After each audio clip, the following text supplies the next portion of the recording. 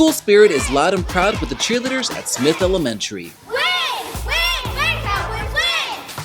The K. Smith cheer team brings a lot of energy and excitement to the school, but the lessons here go far beyond the mat.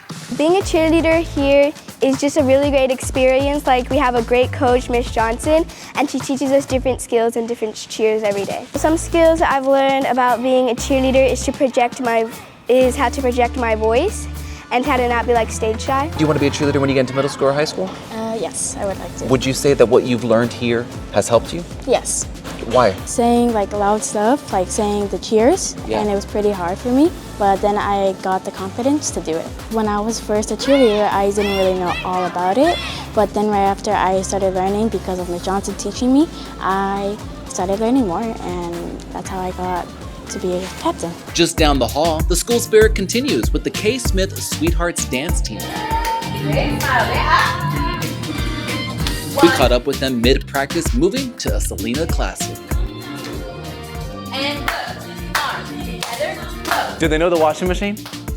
That's our next step. That's our other part.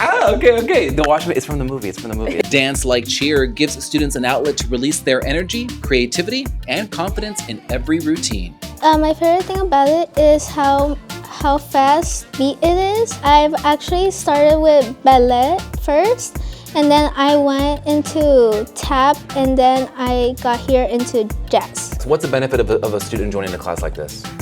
I think it's just like them expressing like their feelings and letting out what they can't do at home or like somewhere else, you know, because this is a very safe environment. I always encourage the students to express. If you're mad, show it to me in a dance. Okay, if you're sad, I want to see it in a dance. Together, cheer and dance are helping Smith Elementary students find their voice, their rhythm, and their confidence. We are the K. Smith